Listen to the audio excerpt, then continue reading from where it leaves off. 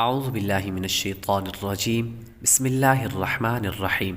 نبی علیہ السلام کے دنیا سے پردہ ظاہری فرمانے کے بعد ان کی زوجہ کو کسی اور سے نکاح کرنا حرام ہوتا ہے۔ چنانچہ اعلیٰ حضرت امام اہل سنت مولانا شاہ امام احمد رضا خان رحمۃ اللہ علیہ فرماتے ہیں کہ انبیاء کرام علیہم الصلاۃ والسلام کی حیات حقیقی حصی دنیاوی ہے۔ ان پر تصدیق وعدہ الہیہ کے لیے محض ایک آن کو موت طاری ہوتی ہے، پھر فوراً ان کو ویسے ہی حیات عطا فرما دی جاتی ہے۔ اس حیات پر وہی احکام دنویہ ہیں، ان کا ترکہ بانٹا نہ جائے گا، ان کی ازواج کو نکاح حرام، نیز ازواج مطہرات رضی اللہ عنہن پر عدت نہیں۔ وہ انبیاء کرام علیہم السلام اپنے قبور میں کھاتے پیتے نماز پڑھتے ہیں۔ امہات المؤمنین یعنی سید المرسلین صلی اللہ علیہ وآلہ وسلم کی ازواج مطہرات رضی اللہ عنہن سے نکاح کے ممانعات کے متعلق پارہ نمبر 22 سورۃ الاحزاب کی آیت نمبر 53 میں ہے، وَمَا كَانَ لَكُمْ أَن تُؤْذُوا رسول اللہ ولا ان تنکحوا ازواجہ من بعدہ ابدا۔ ترجمہ کنز الایمان، اور تمہیں نہیں پہنچتا کہ رسول اللہ صلی اللہ علیہ وآلہ وسلم کو ایذا دو، اور نہ یہ کہ ان کے بعد کبھی ان کی بیویوں سے نکاح کرو۔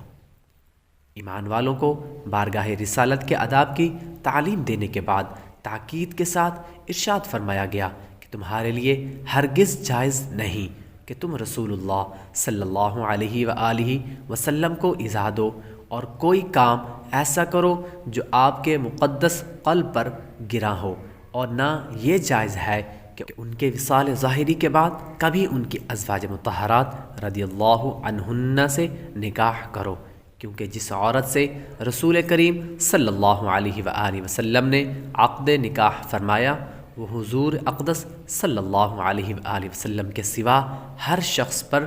ہمیشہ کے لیے حرام ہو گئی۔ اسی طرح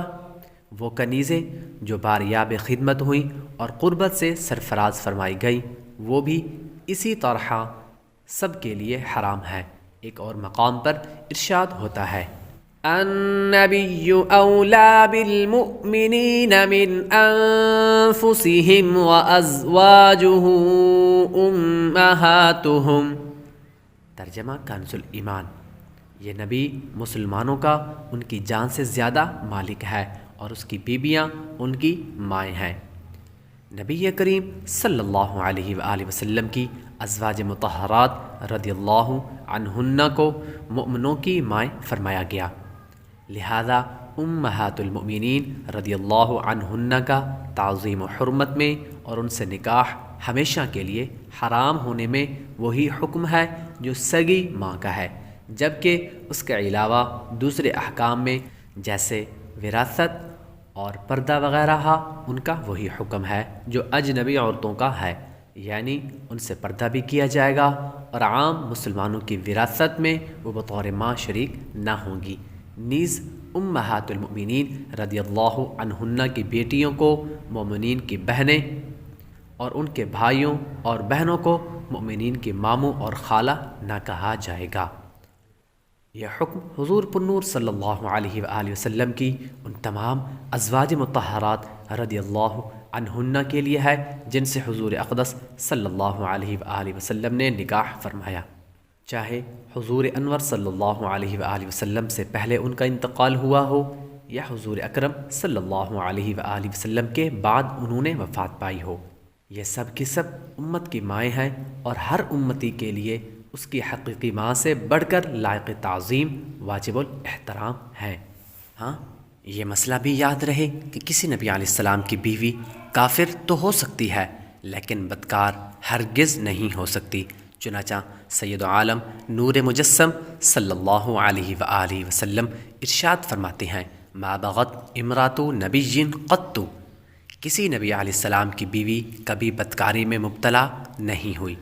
تفسیر صراط الجنان میں ہے، کیونکہ انبیاء علیہم الصلاۃ والسلام کفار کی طرف مبعوث ہوتی ہیں تو ضروری ہے کہ جو چیز کفار کے نزدیک بھی قابل نفرت ہو اس سے وہ پاک ہوں، اور ظاہر ہے کہ عورت کی بدکاری ان کے نزدیک قابل نفرت ہے۔